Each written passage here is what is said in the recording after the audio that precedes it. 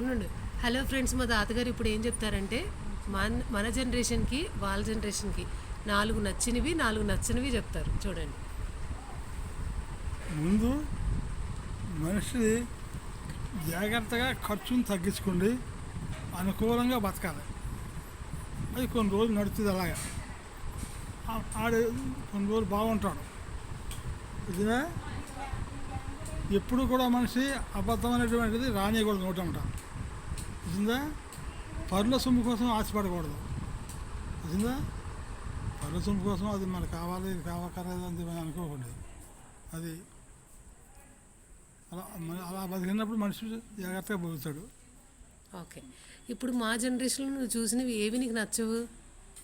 నేను చెప్పినవన్నీ కూడా నాకు నచ్చలేదు. ఎలాగంటే ఇప్పుడు మాట్లాడితే అబద్ధం, మాట్లాడితే ఎదరితో సొమ్ము కోసం దొబ్బుతారన్న ఆలోచన, ఈ ఎక్కువ విపరీతంగా అయిపోయినాయి. దానివల్ల అది నాకు నచ్చలే. మీ జనరేషన్ అప్పుడు ఉండేది కదా అలా? తక్కువ ఉన్నా ఇంత కాదు, ఇప్పుడున్నంత కాదు. ఇప్పుడు బాగా తక్కువ, ఇప్పుడు మరీ ఎక్కువైపోయింది. చూసారా ఫ్రెండ్స్, ఇప్పుడైతే చాలామంది అంటే పక్క వాళ్ళ సొమ్ము కోసం బాగా ఎక్కువ ఆశపడుతున్నారంట. ఆ ఆశ ఏదైతే ఉందో అది మంచిది కాదని అంటున్నారు తాతగారు. ఓకే, అది ఇప్పుడు ఈ జనరేషన్లో చాలా ఎక్కువ ఉంది అని అంటున్నారు.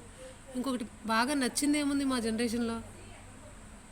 ఓకే, అది నచ్చింది ఏముంది? మీ అప్పుడు లేనిది ఇప్పుడు ఉన్నది ఏది నీకు నచ్చింది? నచ్చింది ఏం లేదు. అలా ఇప్పుడు నచ్చింది ఏం లేదు. గడిచిన కాలమే బాగుంది.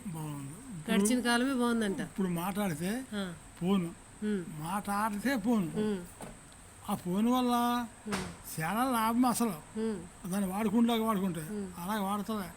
అర్థమైన దానికి దాన్నే వాడుతున్నారు. అది చాలా తప్పది. చూసారా, ఈ తాతగారు ఎంత చక్కగా చెప్తున్నారు. దానివల్ల చాలా నష్టం ఉంది, చాలా లాభం ఉంది. ఇప్పుడు లెక్కేసుకుంటే లాభానికంటే నష్టం ఎక్కువ కనపడుతుంది.